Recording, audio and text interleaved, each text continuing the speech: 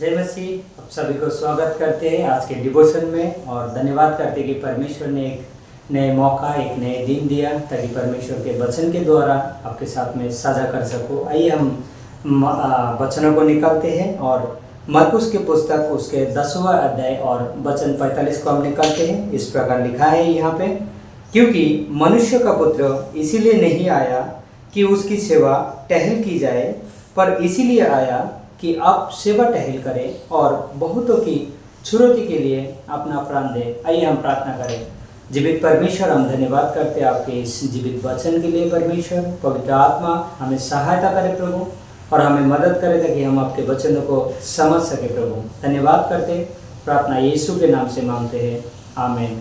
जैसे कि जिस प्रकार हमने ये वचनों को पढ़ा और आज के वचन के जो शीर्षक है वो है कि एक सेवक का हृदय, उसके बारे में हम कुछ बातों को देखने वाले। यदि हम मत्ती के पुस्तक 20 का 28 पंक्ति में भी देखेंगे, ये सेम चीज़ लिखा है कि यीशु मसीह संसार में सेवा कराने नहीं लेकिन सेवा करने के लिए वो आए हैं। एक सेवक जो होता है, जो यीशु मसीह, वो एक अच्छा सेवक है, हम देख सकते हैं। और सेवक का काम हमेशा सेवा करना होता है। जब भी हम पुराने नियम में अगर जाते हैं, जो याजक लोगों के अभिषेक किया जाता था, वो लोग जब सेवा करते थे, यानी कि परमेश्वर के भवन में, परमेश्वर के मंदिर में, वो हमेशा क्या करते थे? सेवा करते थे। और सेवा में वो हमेशा तत्पर रहते थे सेवा करने के लिए।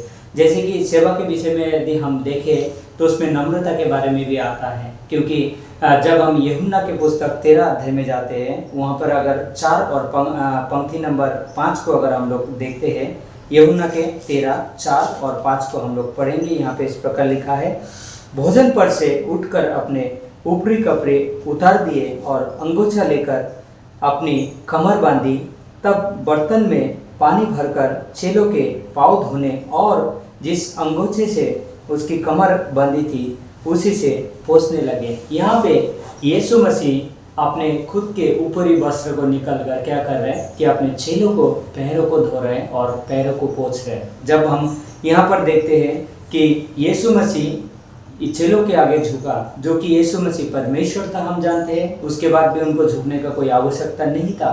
लेकिन झुकने का जो मतलब है, उसका मतलब होता है कि वो नम्रता को दर्शा रहा है अपने चेले लोगों को, क्योंकि यीशु मसीह एक सेवक था और वो अपने नम्रतापन को दिखा रहे थे। जब पुराने नियम में हम देखते हैं, जो याजक लोगों को अभिषेक किया जाता था, तो अभिषेक करने के टाइम पे वो लोग स्ट्रेट खड़े नहीं रहते थे, लेकिन उन लोगों को झुकना पड़ता था, क्योंकि उनके सिर पे तेल डाला जाता था और उसके द्वारा उनको अभिषेक किया जाता था। तो वो जो सेवक है वो हमेशा झुकते हैं, यानी कि हमेशा सेवा करने के लिए तत्पर रहते हैं। और यदि हम देखते हैं कि यीशु मसीह अपने प्रेम को उस जगह पे दर्शाया अपने चेलों के ऊपर, ताकि वो समझ सके, क्योंकि यीशु मसीह ये भी जानता था कि जो 12 चेले हैं उसमें से एक धोखा देने वाले हैं। उसके बावजूद उन्होंने उनकी सेवा की, उनके बावजूद उन्होंने उनका पैरों को धोया। क्यों? क्योंकि वो अपने चेले से प्रेम करता था, क्योंकि उसके अंदर वो प्रेम था कि वो दर्शा सके और दिखा सके अपने चेले के प्रति। और जैसे यदि हम देखते हैं कि परमेश्वर ने यशायाह नबी के बारे में क्या कहते हैं कि परमेश्वर यहाँ पे यशायाह नबी को वायदा करता है। जब हम यशायाह का पुस्तक 49 और 3 में पढ़ते हैं, यहाँ पे लिखा है कि तू मेरा दास इज़राइल है, मैं तुझ में अपनी महिमा प्रकट करूंगा। परमेश्वर ने यहाँ पे वायदा किया, यानी कि उसको वायदा दिया कि मैं तुझ पर अपनी महिमा को प्रकट करूंगा। इस प्रकार यशायाह को कहते हैं। यदि हम यूहन्ना की पुस्तक 17वां अध्याय में जाते हैं, वहाँ पे खूबसूरत बातों को लिखा है।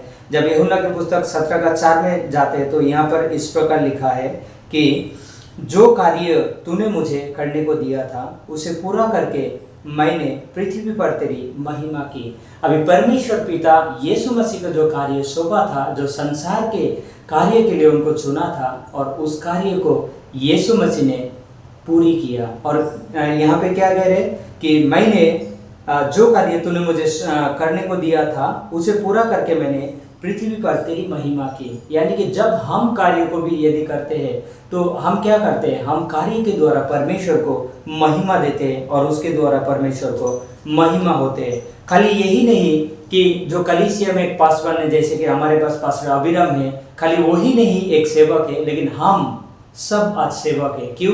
परमेश्वर ने हमें सेवा कराने नहीं लेकिन सेवा करने के लिए हमें चुना है। और हम सब आज परमेश्वर के राज्य के लिए सेवक है। चाहे हम बड़ा काम करें, चाहे हम छोटे काम करें, चाहे हम कुछ भी करें, वो एक सेवा के रूप में आता है और हम सब के सब सेवक है।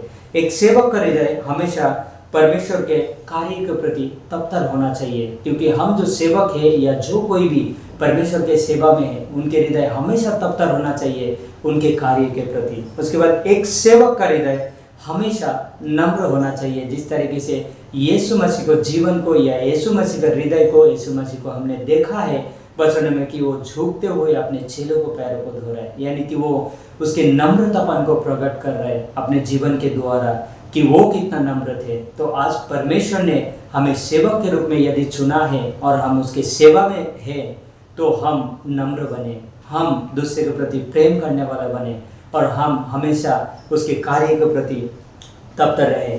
और कलीसिया में आप लोगों को इस वचन के द्वारा यही उत्साहित करना चाहूँगा कि आइए हम सब लोग मिलकर परमेश्वर के राज्य के लिए सेवा में कार्य में आए और हम सब मिलकर परमेश्वर के राज्य के सेवा को हम करें।